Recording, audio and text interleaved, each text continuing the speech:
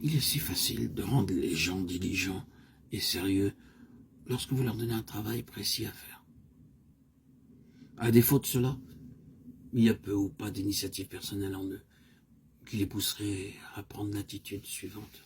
Il est fort possible que Dieu ait quelque chose en vue, je n'en sais rien, mais je m'en vais mettre à profit ce temps actuel pour lui.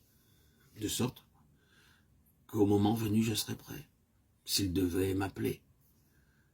Si seulement nous prenions cette attitude, de nous rendre à l'évidence que de toute façon nous sommes partie liés avec le dessein de Dieu, et si nous y appliquions de tout notre cœur, nous découvririons alors que nous étions déjà en plein dedans.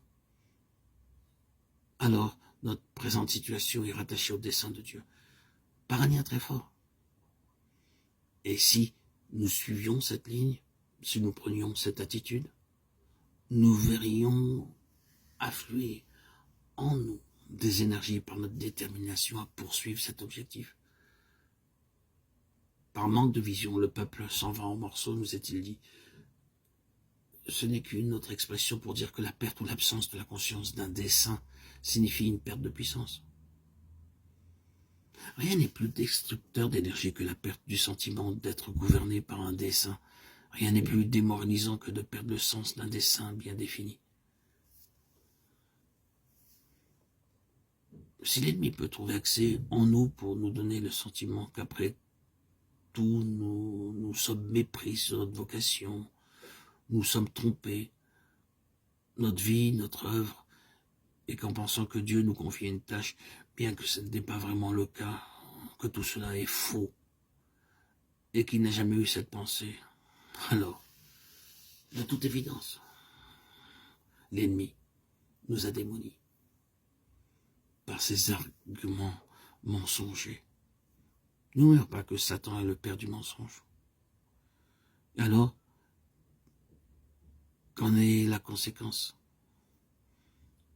Nous nous trouvons faibles, impotents, démoralisés et incapables de faire face à quoi que ce soit. Il nous faut absolument éviter cela. Nous sommes appelés selon son dessein. Gardons-nous bien de cette habitude pernicieuse de remettre à un lendemain qui n'arrive jamais, un plus tard qui ne viendra pas. Pour sûr, la chose viendra, et pourtant elle ne vient pas. Notre esprit est rivé sur un appel situé dans le futur, dans un futur lointain.